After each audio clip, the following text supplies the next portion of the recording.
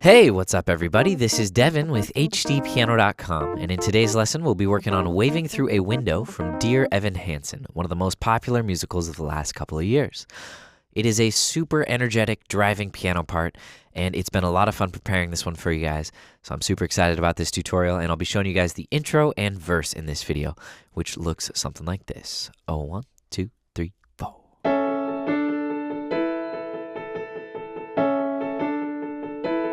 The verse starts here.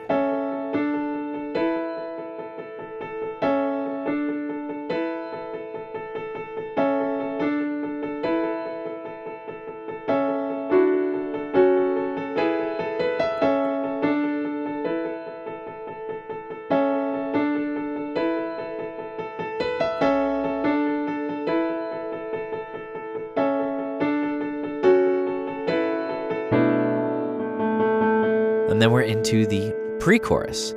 All right, so the pre-chorus and the rest of the videos that feature the entire piece as well as a whole song performance, those are all going to be available over at HDpiano.com, so I hope to see you there after this.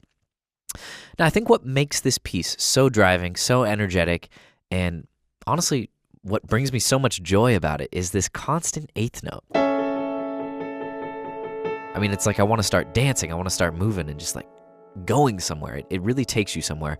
And my question for you guys is, can you name any other piano-driven songs that feature this driving eighth note ostinato as like such a core element of the rhythm, of the push, of the the identity of the piece? So drop any ideas you have in the comments below. I'm curious to see what you come up with. I know there are plenty. Well, we are in the key of A major in this song, and for the most part, the intro and first verse, which we're working on today, are above middle C. So we've got middle C here, and we've got our left hand on C sharp and our right hand on A and E. Now this is an A over C sharp chord. It's as if we took an A major root position triad and just drop that C sharp down here to get a nice open spread. All right, so I'll show you the chords first, and then we'll add a little rhythm and add that ostinato. So here's our first chord. Next chord is D. D in the left, A in the right. Couldn't be much easier than that. D major, if we played a F sharp in our right, we'd get something like this. That would be D major root position, but we're just playing this ambiguous root and fifth, so D and A. And our third chord, third and final chord, is E sus. E in the left, A and B in the right. So, between these three chords, you've got the whole intro. Pretty simple. So what's going on rhythmically? 1 and 2 and 3 and 4 and 1, 2, 3, 4. So we start with the downbeat on our A over C sharp chord, and then we have the and of 2 on D and the and of 4 on E sus, which carries us through an entire measure just holding it. So try that with me. 3, 4. 1, 2 and 3 and 1, 2, 3 again. 1, 2 and 3, 4 and 1, 2, one more time. All right, see what I did there? I just dropped in my thumb playing steady eighth notes on A. 2, try it with me. 1, 2 and 3, 4 and 1, 2, 3, 4. One more time. Excellent. So that's the intro, but it is also the first 3 cycles of the verse. So we play that same figure 3 more times. So I've learned to slam on the brakes. Learn to slam on the brakes. I'm not going to try and sing with it because I don't honestly know the lyrics or the melody that well. So just pretend that didn't happen. And moving on, 3 times of the same thing for the verse. So here's the top of the verse. 2, a little faster. And 3, 4, and 1, 2, 3, 4. Second time, and now it's the third time. Now the fourth time,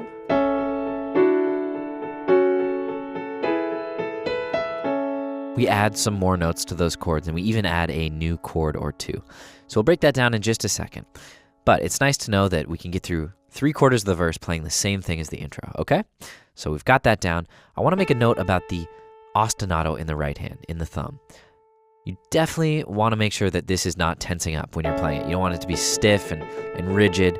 because you might be missing your arm by the end of the piece. I mean, it's going through the whole piece, so you've got to develop a very clean, very gentle, very comfortable technique for this. And, just a light looseness in the hands, and you'll just notice I'm doing a lot from the wrist, a lot of twisting, and that's where I'm, creating that motion.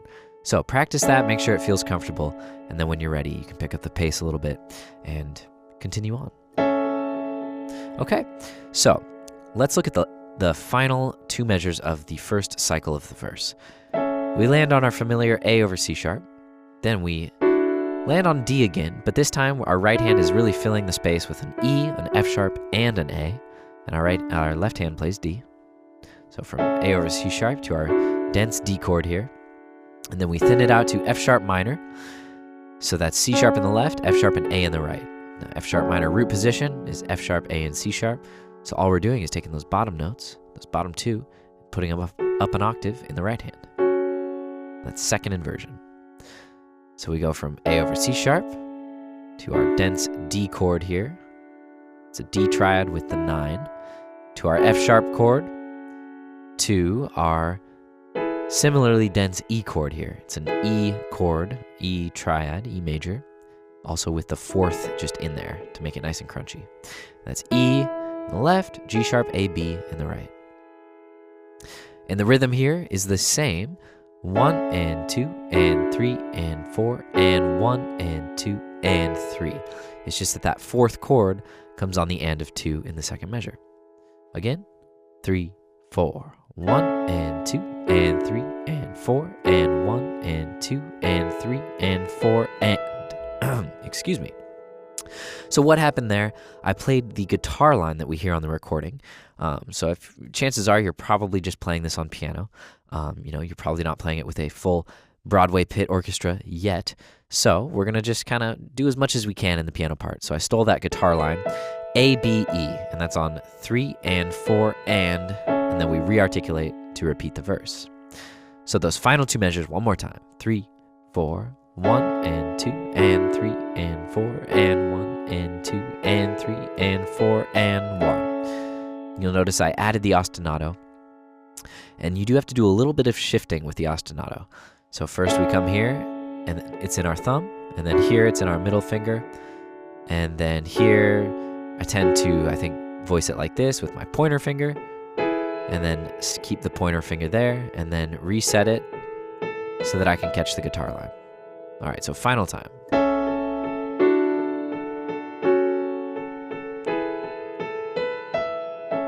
All right, then we're into a repeat of the verse, and I'll show you what happens here. First time, no change. Second time, we're just gonna play that guitar line again. A, B, E. So again, second time. 1, 2, 3, and 4, and 1. Third time, no change. And the fourth time.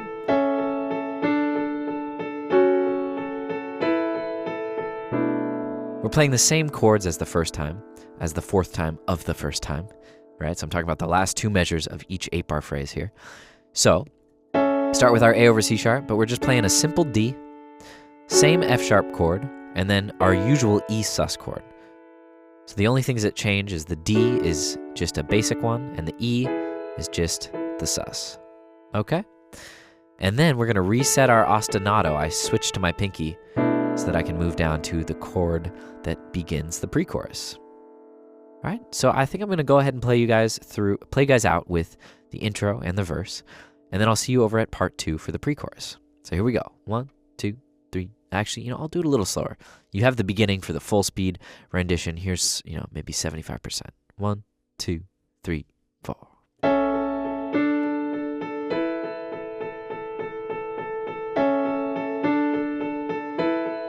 And here comes the verse.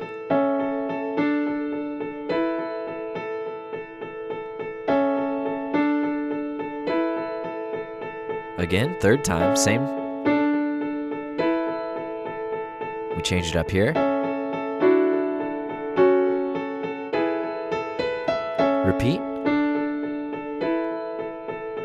Second time. Add the guitar line.